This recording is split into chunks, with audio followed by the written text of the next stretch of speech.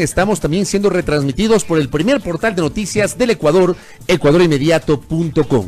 Dentro, pues, de nuestra agenda de entrevistas de los candidatos, seguimos recibiendo y conociendo, pues, a través de este medio, que nuestros oyentes y televidentes puedan conocer a través de este medio las diferentes propuestas que forman parte de la campaña electoral de los aspirantes a los cargos de elección popular que elegiremos los ecuatorianos durante los comicios del domingo 24 de marzo de este año. Y nos acompaña en ese contexto de nuestra mesa de trabajo el señor Edgar Jácome, quien aspira a ser alcalde de Quito por la lista 7, el partido Adelante Ecuatoriano Adelante. Bienvenido, buenos días, qué gusto. Bienvenido. ¿Cómo le va?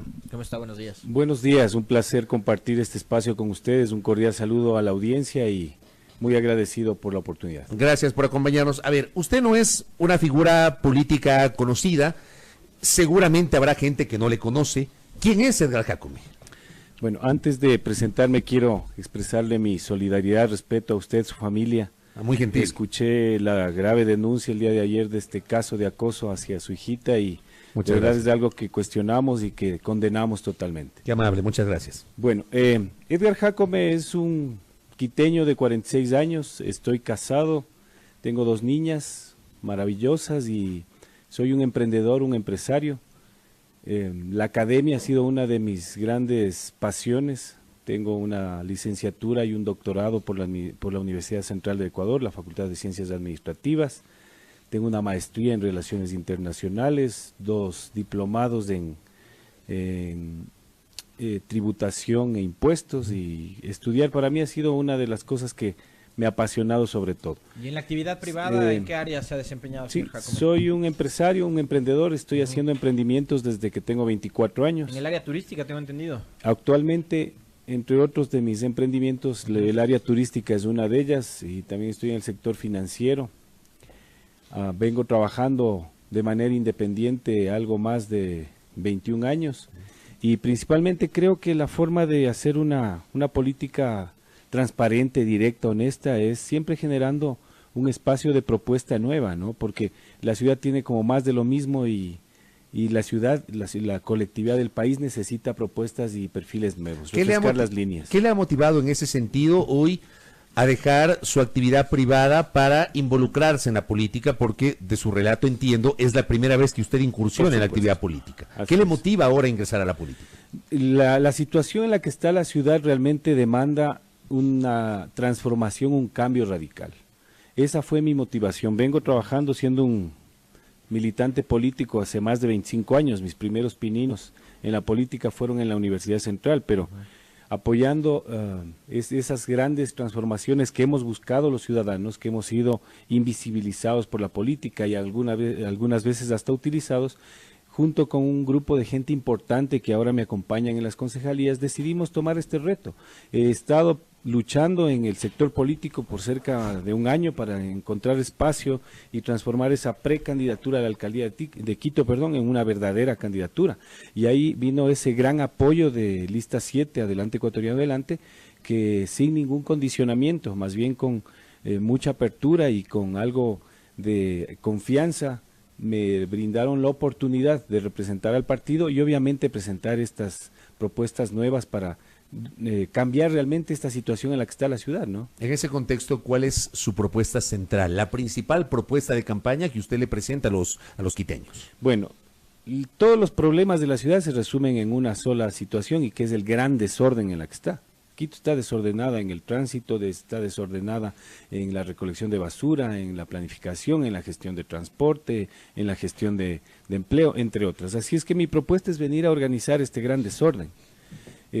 Para organizar este gran desorden se necesita de un planificador, de un administrador y de un equipo de trabajo que gestione una actitud hacia la transformación y hacia la organización de manera técnica. Usted decía hace un momento, Edgar, que en realidad sí, y coincido, Quito está atravesando una situación muy difícil. A quien le toque asumir el municipio, casi que le va a tocar reconstruir esta ciudad después del caos que nos deja la actual administración municipal. ¿Por dónde empezaría? Porque, digamos, hay muchísimas cosas. El tema vial, las calles están en pésimo estado, el tema de la recolección de basura, de igual manera, digamos, a una crisis en diciembre del 2017 que no quisiéramos volver a repetirla, el tema del piponazgo en el municipio, en fin, un montón de cosas. ¿Por dónde empezar?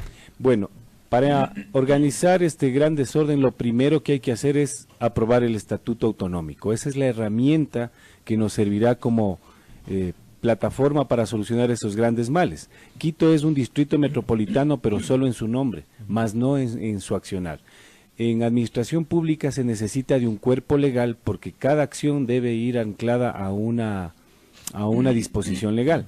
Quito es como ese niño que cumple más de 3 décadas y que no ha tenido su cédula de ciudadanía. Entonces quiere ya un hombre adulto ejercer ese derecho y no tiene una cédula de ciudadanía para ir a votar, tener una cuenta en un banco, etcétera. Quito, sin tener este cuerpo legal, no ha podido ejercer esas grandes competencias. Pero hay una ley de distrito metropolitano que está vigente desde el año 92, si mal no recuerdo. Esa ley fue reformada en la última en la última Constitución del 2008.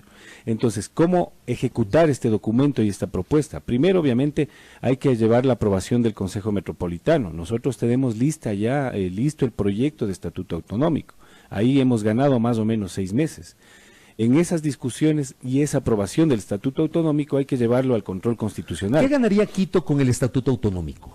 Sí, justamente eso llego.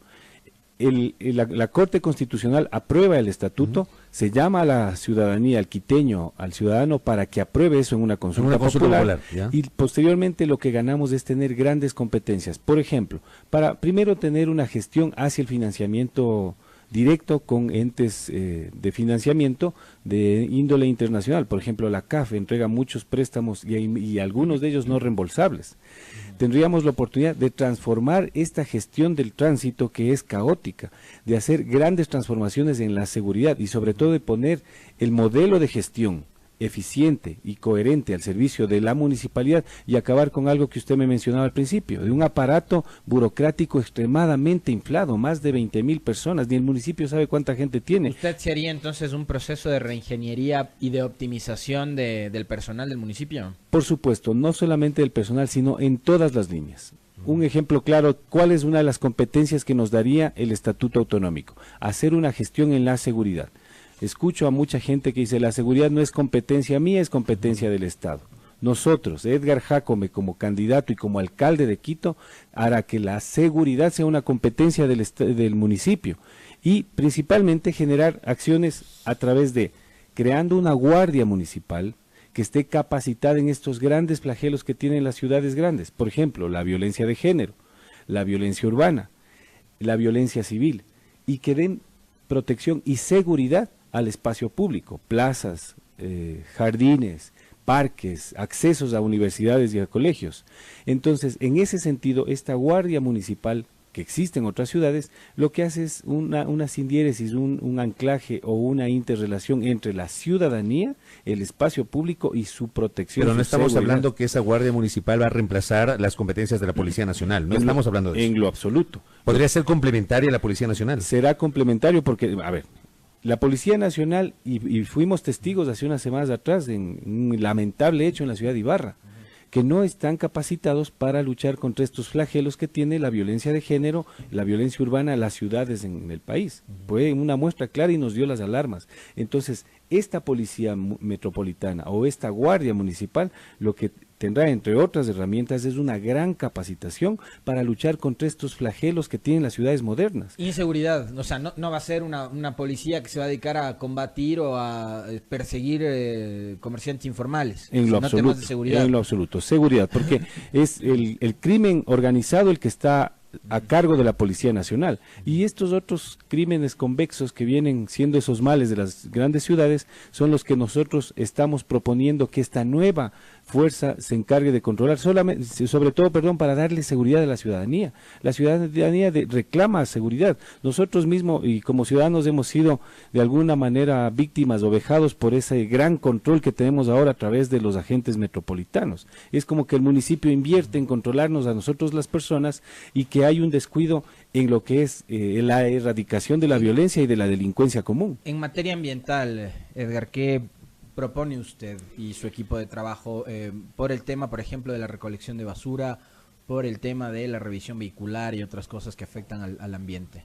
Ok, en nuestro plan Quito vuelve a soñar, en el punto o en el eje número 4, nosotros proponemos hacer la implementación del plan integral o del Plan Ecológico Sostenible. El Plan Ecológico Sostenible contempla transformar ese concepto de problema, basura, a recurso. Es decir, hacer campañas primero de socialización para que el recurso basura desde su origen, desde el hogar, tenga una debida selección. El municipio, en un acuerdo público-privado, potenciando a su empresa de recolección de basura y con una asociación, una alianza con una empresa privada, hará una gestión de no solamente la recolección, sino el tratamiento de este recurso. Evitaremos que la basura vaya a las quebradas, a buscarse una quebrada, porque en el 2020 ya estará llena la quebrada de Linga y posiblemente se deba buscar otra quebrada. Habría que hacer otro relleno sanitario. Exactamente, nosotros consideramos que eso no es oportuno, eso es arcaico, se hacía hace más de un siglo en otros países y nosotros lo que proponemos es tomar toda esa basura, reciclarla, convertirla en un recurso y ahí en este plan integral ecológico sostenible existe ya una propuesta. La propuesta es generando esa debida recolección y obviamente reciclaje, vamos a tener recursos ingentes para financiar obras en la ciudad. O sea, ¿ustedes creen entonces en este concepto de la economía circular? Por supuesto. A partir de el reciclaje de desperdicios. Por supuesto. Pero ahí en cambio les toca a partir de una campaña muy eficiente y que convoque a los ciudadanos a participar de esto, porque si desde casa no empezamos a hacer la selección de la basura, a discriminar, no va a servir de nada, porque digamos, ahora mismo a los chamberos, a los minadores les toca ahí poner en riesgo incluso hasta su propia seguridad haciendo la selección de la basura en los contenedores. Bueno, el Plan Ecológico Sostenible contempla un presupuesto importante de esos recursos que se obtengan para capacitación, difusión, socialización. Aquí estará involucrada toda la comunidad, los medios de comunicación, universidades, escuelas, centros educativos. Hay que hacer una gran campaña, una gran minga, porque este proyecto no funciona si es que no involucramos a la colectividad. Y como digo, si estamos proyectando y estamos proponiendo hacer una gestión de ordenamiento, de organización, tenemos que integrarnos todos en ese proyecto de organización y hacemos un llamado a la colectividad. Crean en este proyecto. Quito vuelve a soñar, tiene una proyección de organización para todos, porque la ciudad está desorganizada y lo que nos hace falta es un liderazgo y obviamente un proyecto y un equipo de trabajo adecuado. Correcto. Nos ha hablado sobre el estatuto autonómico, nos ha hablado sobre el tema de seguridad, nos ha hablado sobre el tema ambiental asociado a la recolección de basura. Háblenos de movilidad. ¿Qué plan tiene Edgar Jacome para la movilidad de Quito? Bueno, soluciones inmediatas. Quito necesita acabar con ese gran problema que tenemos del tráfico. Nosotros desde el primer día de nuestra gestión haremos una reingeniería de todo el tránsito de Quito, poniendo a funcionar el sistema de semaforización inteligente y repotenciándolo. El municipio ya lo tiene. Y obviamente retirando a los agentes de tránsito que están en las esquinas y que lo que hacen es replicar lo que hace el semáforo. Entonces ahí hay un desperdicio de recursos que es espantoso. Semáforo y personas, y los dos le cuestan a la ciudad. Entonces, esas personas serán reubicadas para que den seguridad a la ciudad. Muchos de ellos irán a formar las filas de esa guardia municipal y obviamente los otros sí estarán en una gestión de tránsito, pero de protección. No podemos dejar a Quito sin agentes metropolitanos de tránsito, ¿no? Por supuesto. Y otros harán una verdadera gestión de organización y de protección en el tránsito. Y generando estos flujos adecuados, generaremos principalmente una actitud también del ciudadano, porque a esto hay que anclarle una educación vial donde todos empecemos a respetar el sistema de semaforización, haya una adecuada señalización y obviamente también anclar esto a grandes obras de infraestructura. Eso le iba a preguntar, porque no solamente el problema del tráfico de Quito no se soluciona únicamente con más vías. Claro, no se soluciona solamente con el tema de los semáforos, porque ese no es el único problema de Quito, tampoco el tema de la probablemente reubicación o reasignación de los agentes civiles de tránsito. O sea, el tema es mucho más integral. O con el metro. Por supuesto, pero hay medidas iniciales, ayer ¿no? Un tuitero, Edgar, y le propongo a usted hablar sobre eso, es el desincentivar a que la gente utilice el transporte privado y empecemos a usar un transporte público eficiente. Bueno, nosotros creemos que más bien hay que incentivar muchas cosas. Yo fui educado por una dama fabulosa, mi madre, y jamás hizo nada a través de la fuerza, sino más bien de la lógica y la concertación, y en ese sentido propongo hacer lo mismo, que ¿no? Podría ser óptimo como el metro. Por supuesto. Y los sistemas integrados, motivarle a la gente a que empiece a utilizar más del transporte público y dejar el auto en casa, porque vemos personas que nos movilizamos de a uno en cada auto. Por supuesto. Bueno, esa motivación del uso del transporte público como está ahora, no podemos motivar a la gente, porque el transporte público es insubsistente. Hay una realidad y es el metro de Quito. hay que ponerlo a funcionar. ¿Y cómo incentivaremos? Le digo al amigo tuitero. Primero, generar que esos 22 kilómetros que son insubsistentes del metro de Quito tengan un anclaje mucho más amplio hacia los valles, porque Quito ya no es una ciudad larga, también los valles de San Rafael, Cumbayá y Tumbaco, la mitad del mundo, Calderón, Carapungo, son lugares que tienen posiblemente más de la mitad de los ciudadanos de Quito y no están siendo abastecidos por este servicio. Entonces, a través de la dotación de el metro elevado, extenderemos el transporte del metro de Quito hacia esos lugares que no han sido visibilizados o incluidos o inclusivos en este proyecto y hacerle al metro de Quito realmente sustentable y darle ese incentivo a que la gente, teniendo un acceso adecuado al sistema de transporte público municipal, empiece a utilizarlo. Y cualquiera que desee usar un transporte de índole municipal, va a anclarse a esta necesidad, porque insisto, Quito con esos 22 kilómetros no ha solucionado el problema. Y usted me decía,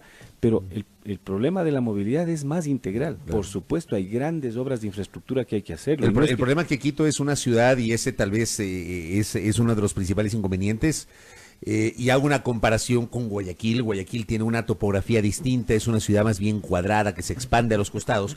El caso de Quito es una especie de chorizo, ¿no? De salchicha que es alargada, no tiene mucho para construir, digamos, desde el punto de vista longitudinal. Bueno, ¿cómo hacer ahí? No es que discrepe con usted, pero hay una realidad. Guayaquil es una ciudad alargada, claro, pero por donde usted va encuentra un río, ¿no? Una quebrada fabulosa y lo que ha hecho Guayaquil es hacer puentes. Quito tendrá que hacer túneles. Nosotros tenemos proyectado hacer dos túneles importantes. ¿En dónde? Uno que conecte las Naciones Unidas con la Simón Bolívar. Es una obra que ya está proyectada hace muchos años y no se ha hecho por solamente falta de voluntad. Oiga, nunca había escuchado eso yo, esa pues propuesta. Sí, es que a Quito... O sea, era una idea de la cual ya se había hablado antes. Por supuesto, voy a tomar hasta un nombre, el Tabo Burgos, me parece. ¿Cómo no? Gustavo Burgos, fue candidato a alcalde en 2000, creo que fue en 2014 o en 2009, no estoy seguro. Él usó una investigación de una universidad para proponer esta obra y muy necesaria, mire, y hay un déficit en el caso de Quito de la dotación de obras de infraestructura. Alguien decía, pero ¿para qué hacer más vías? Y yo les respondo a la gente, Quito tiene más de 3 millones de habitantes para el año 2022. Actualmente estamos llegando a cerca de 3 millones y vamos a seguir creciendo. Y las obras de infraestructura que tiene hoy la ciudad a nivel vial son obras programadas o planificadas para una ciudad de algo más de 500,000 habitantes. Entonces hay que dotarle a Quito estas grandes obras. Otra, la que estamos proponiendo para mejorar la vialidad, obviamente, es interconectar la E35 Norte con la E35 Sur a través de una vía alterna, un paso lateral que Quito no lo tiene. La Simón Bolívar ya no es un paso lateral, es una avenida que está metida casi en un extremo del sur de Quito y que conecta el norte de Quito y que obviamente se ha convertido en una vía altamente peligrosa y accidentable porque obviamente no tenemos un paso lateral. Este paso lateral que nosotros proponemos estará a la altura de la parte occidental de Quito.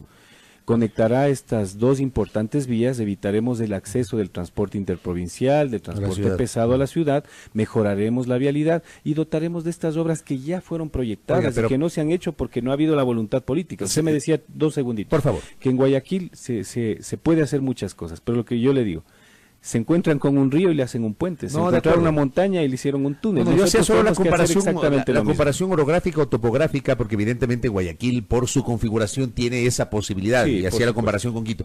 Se me termina el tiempo, pero para todo esto se necesita plata, se necesita recursos, y un oyente nos escribe y dice, a ver, la mayor parte del presupuesto de Quito está comprometido para el tema del metro. ¿Cómo hacer para destinar recursos o de dónde sacar recursos para estas obras que usted está señalando? La vía o el paso lateral le costará a Quito 0, porque eso lo vamos a concesionar, ¿sí? Entonces, alianza público-privada, que el sector privado construya. Por supuesto.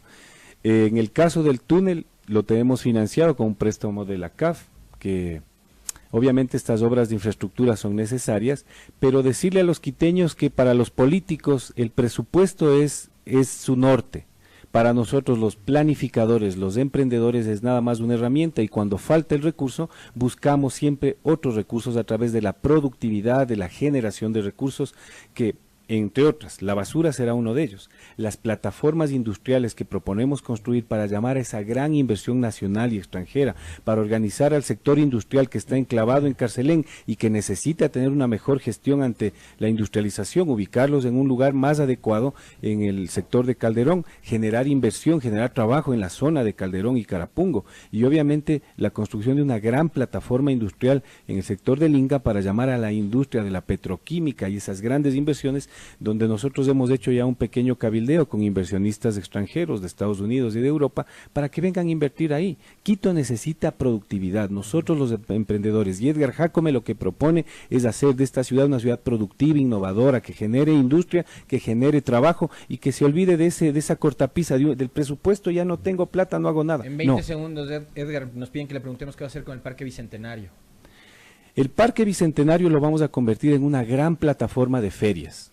Esa plataforma de ferias anclará una gran inversión para producir un interés grande en la ciudad hacia el turismo. De levantar ahí el Colegio Benalcázar y otros. Bueno, ese espacio está subutilizado y sobre todo hay que darle una gran utilidad en lo que es la gestión de ferias y eventos para impulsar el turismo. Quito tiene con qué y vamos a hacerlo así. Además, este espacio también debe ser aprovechado para la ciudadanía, hacer un parque adecuado, porque sigue siendo una pista abandonada, un ex aeropuerto que está abandonado y está subutilizado. Hay que dar una gestión más eficiente y hay que, sobre todo, ponerle a la ciudadanía que ocupe este espacio público que es muy importante y que se puede darle un aprovechamiento muy bueno. Correcto. Le deseamos mucha suerte, ¿no? En Muchas esta gracias. Que es su primera incursión en el ámbito político. Muchas gracias por acompañarnos. A ustedes por el espacio y hasta pronto. Gracias. Edgar Jácome, quien aspira a ser alcalde de Quito, auspiciado por la lista 7, el partido Adelante, Ecuatoriano Adelante, presentando aquí en A Primera Hora